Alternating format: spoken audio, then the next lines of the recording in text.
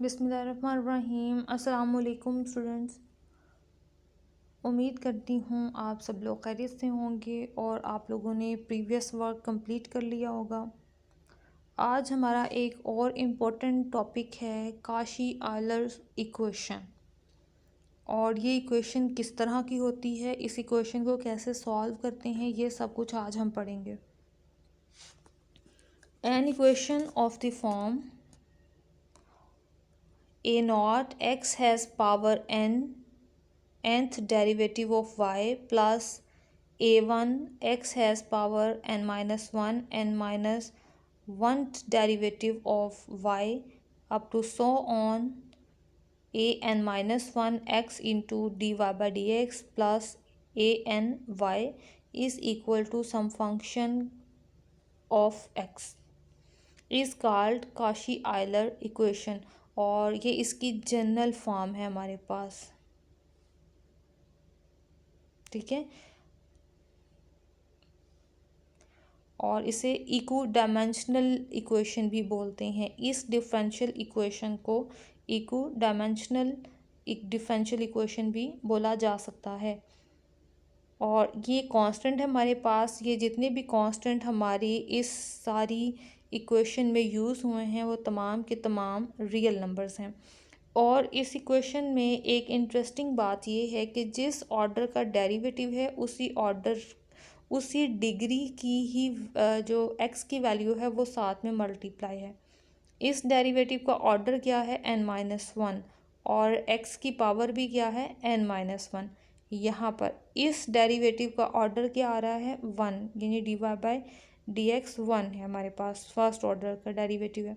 और साथ में x simple first having first power जो है वो इससे मल्टीप्लाई हो रही है, और इसमें x का कोई डेरिवेटिव भी नहीं है, सो इसके साथ कोई x मल्टीप्लाई भी नहीं है। ठीक है, ये हमारे पास इसकी जनरल फॉर्म आ गई। अब यहाँ से ये आपने इक्वेशन याद रखनी है। ठीक है, ये आपको शॉर्ट क्वेश्चन में पूछा जा सकता है। इसके बाद है the equation can be reduce to a linear. अब इसे सॉल्व करने के लिए हम क्या करते हैं, अभी तक आपने जो इक्वेशंस पढ़ी हैं वहाँ आपने कोई भी वेरिएबल इस फॉर्म के तरह का नहीं पढ़ा। ठीक है, लेकिन अब इस तरह की इक्वेशन जो है उसे सॉल्व करेंगे हम, लेकिन पहले हम इस डिफरेंशियल इक्वेशन को अपने प्रीवियस रिजल्ट्स के मुताबिक चेंज करेंगे। तो ये चेंजिंग भी इम्पॉर्टेंट है, इसका आपको क्वेश्चन भी आ सकता है। वो क्वेश्चन भी मैं आपको बना के बताती हूँ कि किस तरह का क्वेश्चन वो आपको आ सकता है। The equation can be reduce to a linear differential equation with constant coefficients by the transformation. आपको क्वेश्चन आ सकता है drive the Cauchy Euler equation to linear differential equation with constant coefficients. ठीक है, ये आपने जब ये डाटा अभी जो मैं आपको मज़ीद आगे प्रूव करवाऊंगी वो आपने जब लिखना है तो उससे ऊपर आपने यही क्वेश्चन लिखना है जो मैंने आपको भी बताया है। अब इस डिफरेंशियल इक्वेशन को हम लीनियर किस तरह से बनाएंगे ये मैं आपको नोट पे बताती हूँ, ताकि आपको एक एक स्टेप जो है वो क्लियर हो जाए। यही वाली सब्स्टिट्यूशन हम करेंगे x is equal to exponential t। तो स्टार्ट करते हैं। सबसे पहले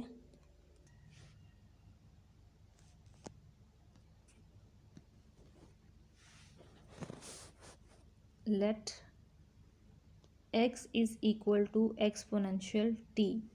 अब यहाँ से दोनों साइड पर नेचुरल लॉग अगर मैं अप्लाई करूँ तो मेरे पास क्या रिजल्ट बनेगा, natural log of x is equal to t। यानी t की जगह पर अगर हमें बैक सब्स्टिट्यूशन करना पड़ेगी तो हम वहाँ natural log of x put करेंगे। अब यहाँ से डेरिवेटिव ले लें dx बाय dt, यानी अब हम इंडिपेंडेंट वेरिएबल कंसीडर कर रहे हैं t को और डिपेंडेंट वेरिएबल कंसीडर कर रहे हैं x को। तो डेरिवेटिव तो यही आ जाएगा, dx बाय dt का डेरिवेटिव हमारे पास वापस एक्सपोनेंशियल t आ जाएगा। तो एक्सपोनेंशियल t ही किसके इक्वल है, x के इक्वल। यानी अगर मैं फाइंड करना चाहूँ dt बाय dx तो ये मेरे पास बनेगा 1/x। ठीक हो गया। रेसिप्रोकल करने से हमारे पास D T by D X is equal to आ गया 1/x। यानी हमने क्या चेंज किया है, हमने t को ऊपर डिपेंडेंट में ले लिया है और x को वापस इंडिपेंडेंट बना दिया हमने। ठीक है, दोनों की इस रेशो को हमने फाइंड आउट कर लिया। अब हम फाइंड करते हैं अगर d T by D x 1/x के इक्वल है तो d Y by D x किसके इक्वल आएगा।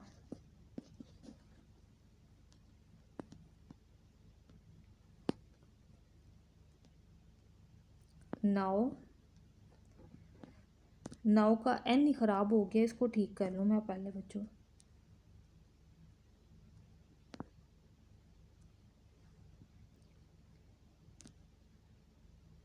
चलें छोड़ें। ओके जी, D Y by D X. अब यहाँ पर ये किसके इक्वल आता है हमारे पास, D Y by D X. हम चेन रूल को यूज़ करेंगे क्योंकि हमने एक थर्ड वेरिएबल इंट्रोड्यूस करवा दिया है और ये थर्ड वेरिएबल हमारे पास क्या है, टी। तो ये मैं चेन रूल इसमें यूज़ कर रही हूँ। मैंने डी टी से डिवाइड भी करवा दिया और मल्टीप्लाई भी करवा दिया। अब मेरे पास easily D T by D x की वैल्यू अवेलेबल है जो कि है क्या, 1/x।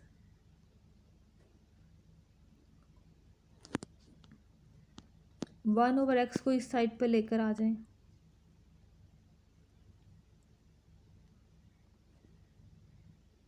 तो ये देखें, अब ये पहला डेरिवेटिव तो हमने इजीली चेंज कर लिया। यानी ये देखें फर्स्ट ऑर्डर डेरिवेटिव है, साथ में x हैविंग 1 पावर मल्टीप्लाई हो रहा है और ये किसके इक्वल हो गया, d Y by d t, जिसका कॉफिशिएंट क्या है, एक कांस्टेंट नंबर है। तो देखिए इसकी जगह पर अब इजीली हम ये सब्स्टिट्यूशन कर सकते हैं। तो अब बाकी जो हायर ऑर्डर डेरिवेटिव्स हैं उन्हें भी चेंज करेंगे।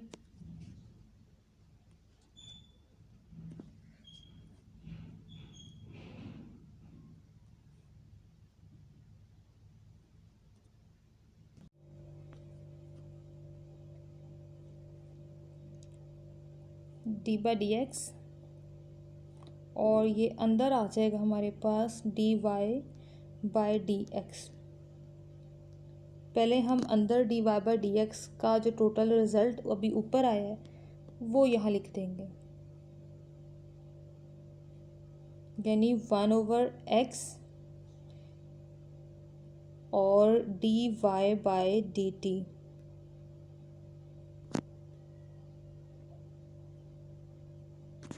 ये वाला रिजल्ट, ठीक है, ये d Y by D x की जगह पर आ गया। अब हम यहाँ पे प्रोडक्ट रूल अप्लाई करेंगे।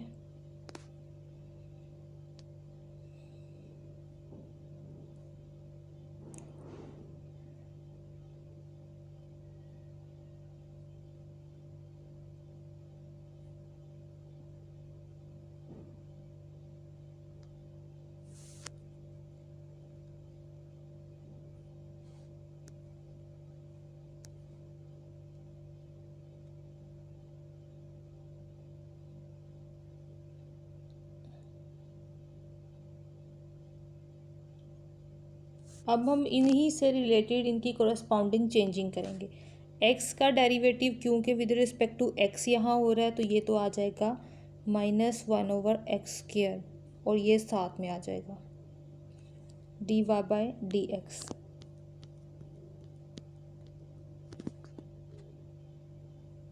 Sorry d t, d Y by d t हमारे पास यहाँ नीचे आ जाएगा +1/x। अब इसे भी हमें चेंज करवाना पड़ेगा टी में, तो ये मैंने टी यहाँ लिखा। ये दोबारा से चेन रूल अप्लाई कर रहे हैं हम, और ये डी टी यहाँ पर और ये बाय में डी एक्स यहाँ आ गया। ठीक है, ये वाला डी एक्स यहाँ चला गया और डी टी से मल्टीप्लाई भी करवा दिया और डिवाइड भी करवा दिया हमने। अब जिनके आंसर्स हमारे पास अवेलेबल हैं वो उनकी जगह पर सब्स्टिट्यूट कर देंगे।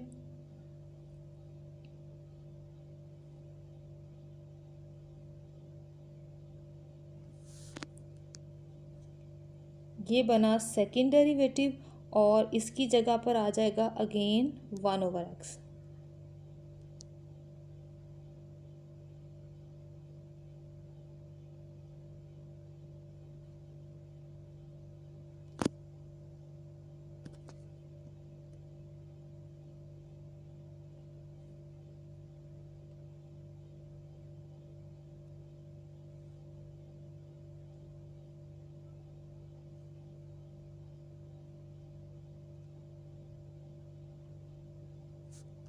और अब इनकी तरतीब लगा लें। सेकंड ऑर्डर को पहले लिख लें, फर्स्ट ऑर्डर को बाद में।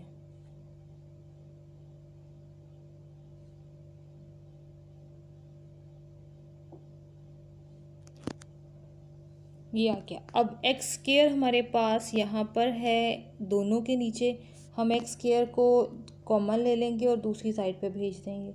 तो दूसरी साइड पे लिखा हुआ था हमारे पास d second order derivative of y with respect to x, और यहाँ रह गया हमारे पास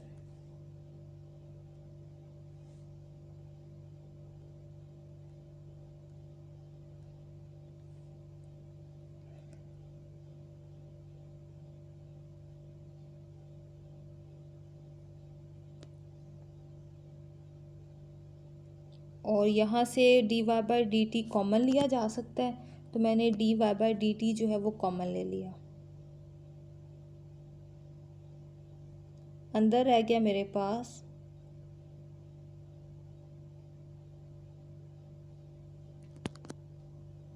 क्लियर।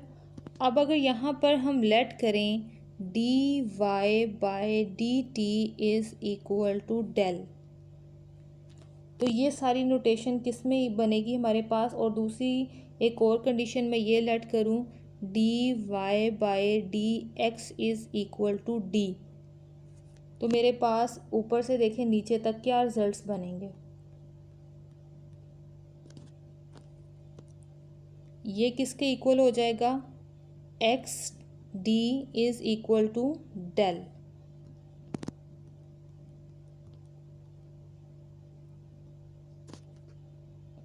और ये मेरे पास किसके इक्वल होगा, x square d square is equal to del square minus del, और ये बनेगा यहाँ से del into del minus one. तो अब यही चेंजिंग हम यहाँ पे चाह रहे हैं, x d is equal to del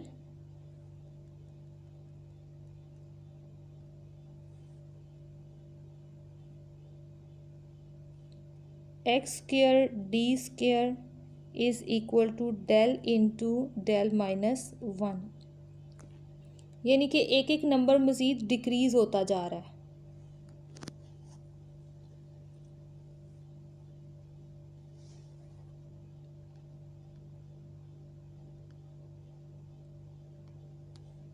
इसी तरह अगर हम बनाएं एक्स क्यूब और डी क्यूब के लिए रिज़ल्ट, तो वो क्या बनेगा, del into del minus one, और एक और कम करेंगे तो डेल माइनस टू आ जाएगा, राइट। और यही सिलसिला ऐसा ही चलता जाएगा हमारे पास। एक्स एन पावर के लिए जनरल टर्म हमारे पास बन जाएगी del del minus one del minus two up to so on del minus n minus one, यानी जो नंबर यहाँ पर है उससे एक कम नंबर यहाँ पर माइनस होगा।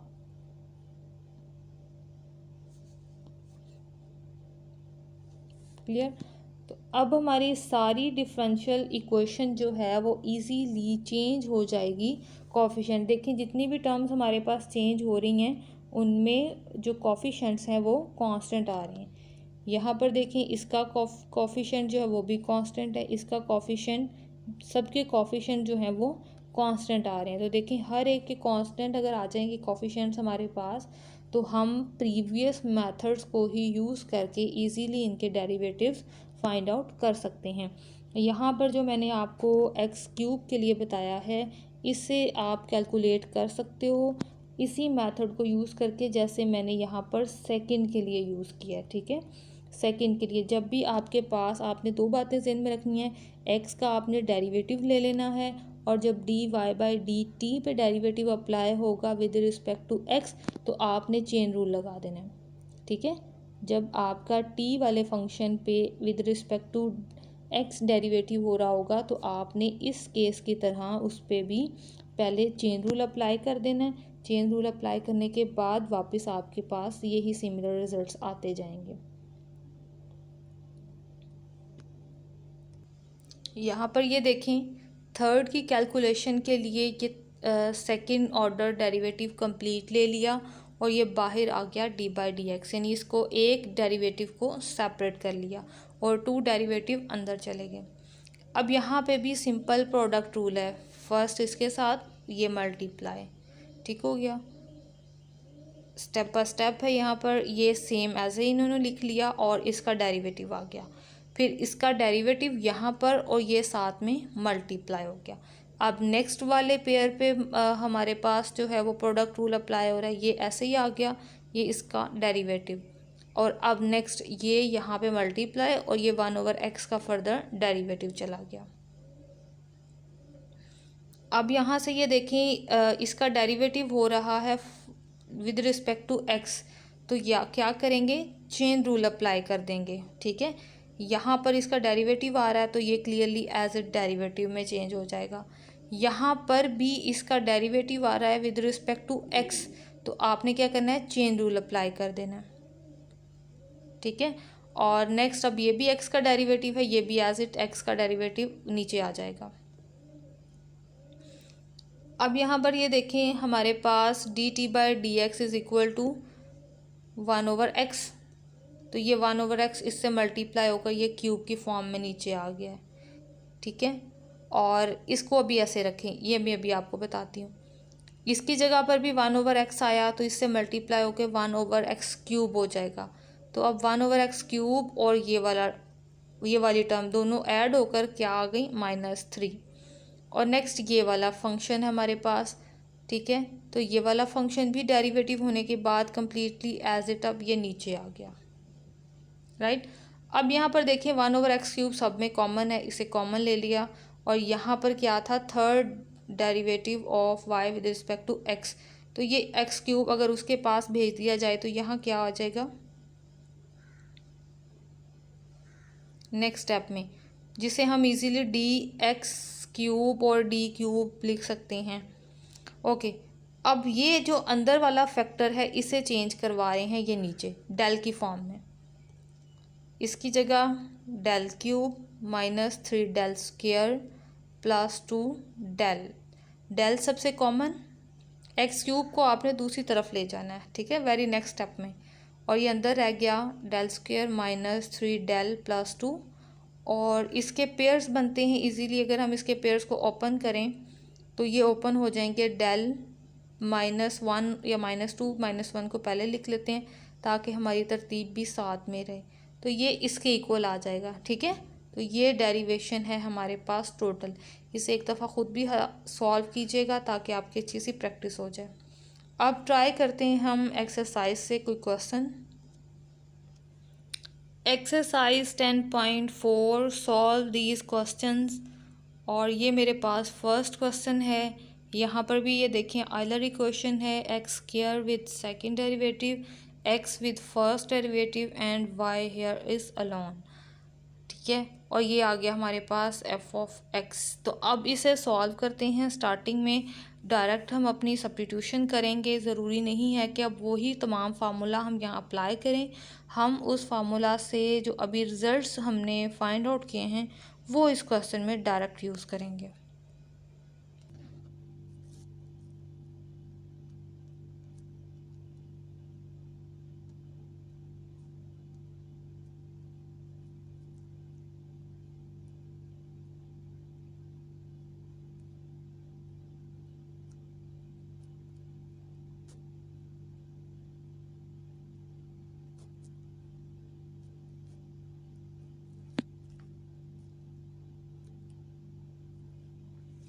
आपने अपनी सब्स्टिट्यूशन स्टार्ट करनी है। सबसे पहले x is equal to exponential t,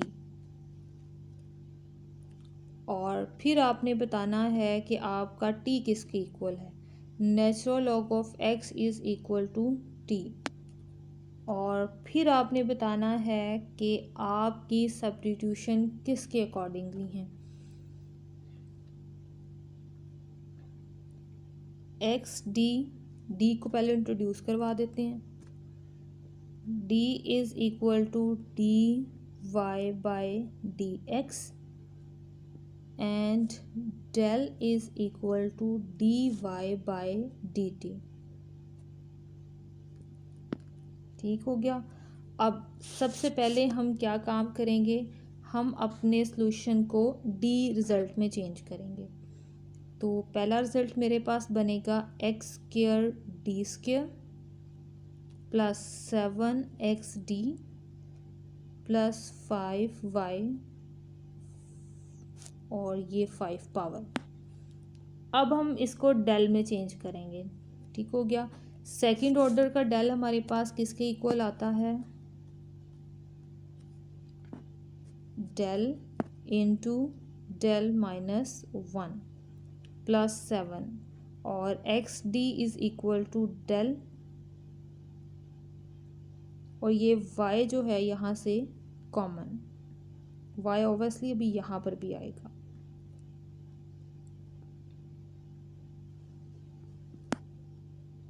clear. Just a minute, एक और बात अभी चेंज करनी है।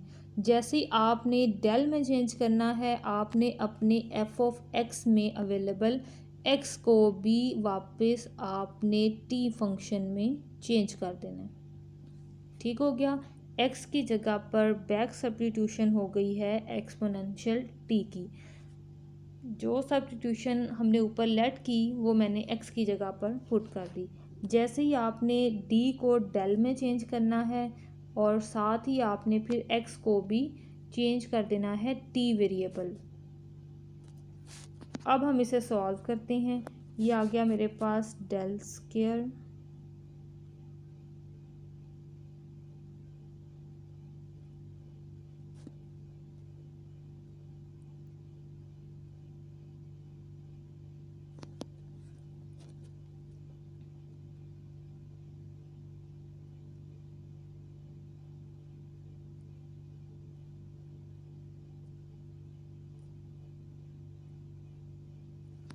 अब सॉल्यूशन वही है जैसे हम पहले करते आए हैं। आप जैसे सॉल्व करते हो 10.2 में आपने क्वेश्चन सॉल्व किए हैं, 10.3 में जैसे क्वेश्चन सॉल्व किए हैं, सेम अब वहाँ यहाँ से आगे सेम वही प्रोसीजर है। डेल को आपने एज अ डी ही कंसिडर करते हुए सॉल्व करते जाना है। ठीक है।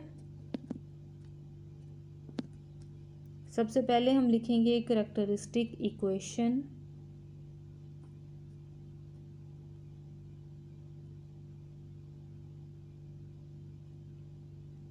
अब फाइंड आउट करेंगे डेल की वैल्यूज़ टू गेट वाई सी।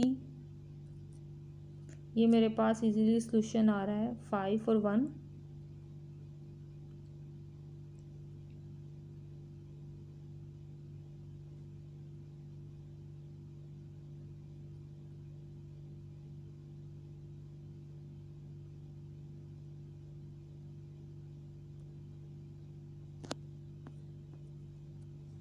तो ये मैं डायरेक्ट लिख रही हूँ आगे से, -1 सॉल्यूशन आ जाएगा और -5 आ जाएगा। So y c is equal to, थोड़ा सा वेरिएबल भी आपको लिख दूँ ताकि आप साथ साथ छोटी से छोटी चीज़ को पिक करते जाओ।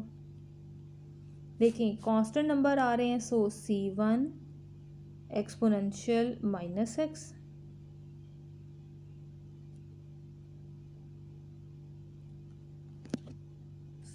Just a minute. अब हमारे पास x नहीं है, इसलिए x की जगह पर आएगा t।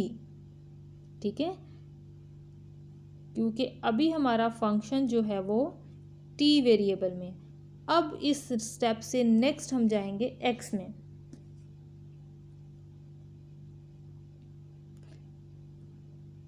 तो एक्सपोनेंशियल t किसके इक्वल आता है, x के इक्वल।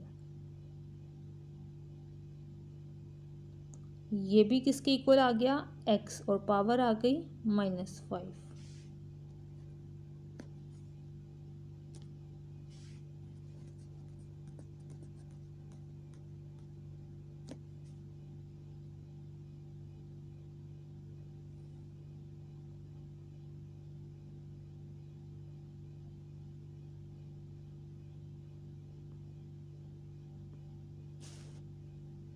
ठीक हो गया।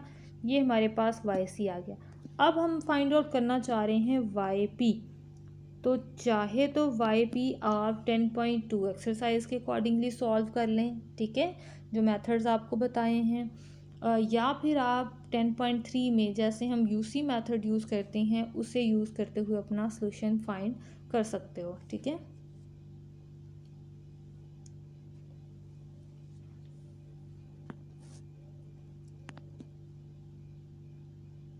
और अगर आप वाई पी बनाना चाह रहे हो यूसी मेथड से, तो आपने एक्स वाले सॉल्यूशन को फॉलो नहीं करना, ठीक है। आपने इसके साथ मैचिंग करनी है अपने वाई पी की।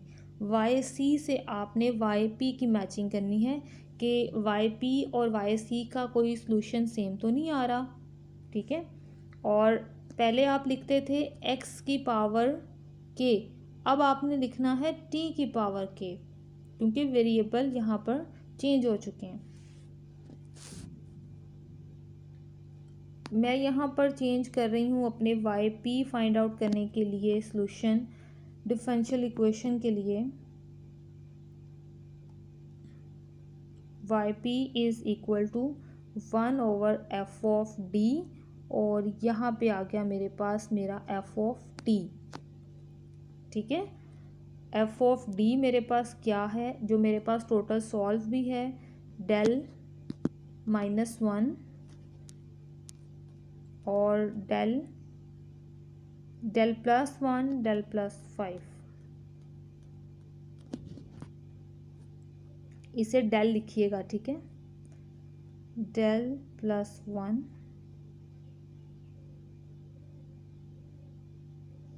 और f ऑफ टी मेरे पास क्या है। अब ये देखें सिंपल जो एक्सपोनेंशियल के यहाँ पर कांस्टेंट है वो डेल की जगह पर आ जाएगा, और कोई टर्म ज़ीरो नहीं हो रही, इसलिए ये सारा का सारा यहाँ पे आंसर आ जाएगा।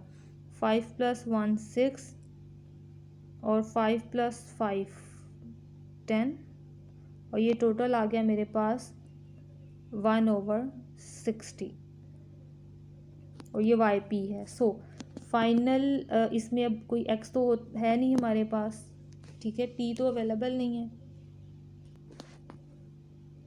पहले हम अपनी सारी कैलकुलेशन वाई पी की कंप्लीट कर लें। ये आ जाएगा मेरे पास एक्सपोनेंशियल 5t। अब हम ऊपर लिख सकते हैं इसको, तो इसको भी ऊपर लिख दें यहाँ की बजाय, और यहाँ पे भी ये ऊपर आ जाएगा 5t, और ये मेरे पास फाइनल वाई पी था, ठीक है। अब वाई टोटल फाइंड करना है, तो y इज़ इक्वल टू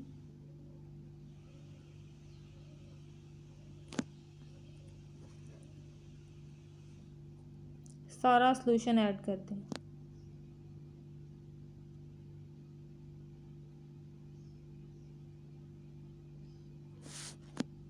एक छोटी सी चेंजिंग और मैं आपको बता दूं, यहाँ पे हमारे पास हमारा वाई पी जो था वो विद वेरिएबल टी था, इसे यहाँ पर अभी x में भी चेंज कर लें, चाहे तो अभी कर लें चाहे बाद में कर लें।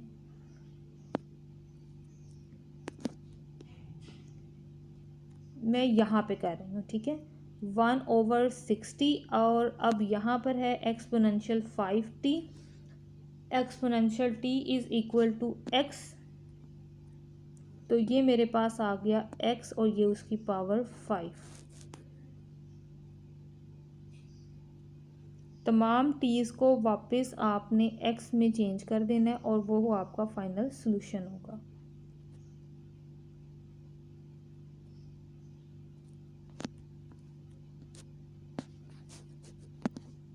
ओके, जो स्टूडेंट्स न्यू हैं वो पहले चैनल को सब्सक्राइब कर लें ताकि बाकी वाले लेक्चर्स भी उनके पास अवेलेबल हों, और स्टूडेंट्स अंडरस्टैंड करने के बाद वीडियो लाइक ज़रूर किया करें ताकि मुझे पता चले आपने लेक्चर पूरा अटेंड किया है और समझा भी है और काम भी कर रहे हो, ठीक है। अल्लाह हाफिज़।